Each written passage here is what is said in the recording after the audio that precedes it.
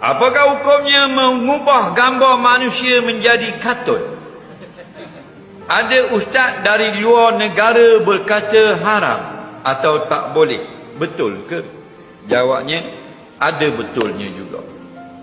Nah, cuma pandangan saya, andainya benda itu tidak mengurangkan darjah kebesarannya, tidak menjatuhkan maruah orang, bahkan menyukakan manusia kepada akhirat, hukumnya harus.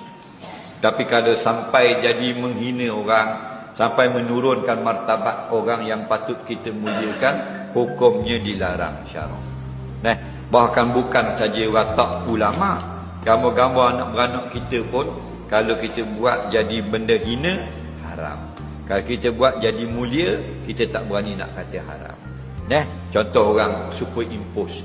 Nah, dia buat anak dia, keluarga dia, kawan dia yang ambil gambar, dia opeh je, jabat JKA Wisma Negeri, tapi dia edit duduk di atas gunung, ada salji dan sebagainya. Nah, tidak ada menghina, tidak mengaibkan orang, hukumnya harus hilang. Betul tak?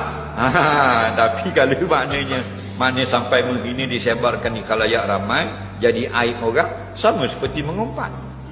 Faham? Ya, ini menyebut keburukan orang yang orang tak suka dengar. Nah, sebab tu kalau kita gelar orang, boleh sebenarnya gelar orang. Nah, tapi gelar yang baik kan. Nah, walaupun ubah nama binatang, dibolehkan. Faham?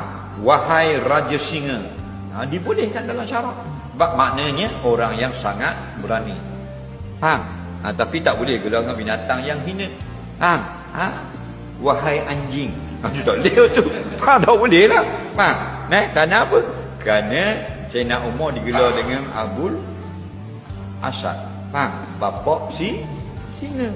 Tapi kalau buh karung, nyanyi korang. Wahai Haji Mengkarung. Nyanyi orang tu. Tapi kalau kata wahai burung helang, tu lain, kerana maknanya sangat tangkas.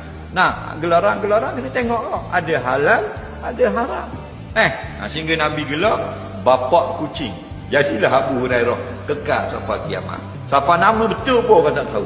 Nah, jadi nama gelar. Tapi cantik, kenapa? Sangat kasih kepada anak kucing. Sehingga dikatakan bapak yang penyayang, tapi anaknya itu kucing.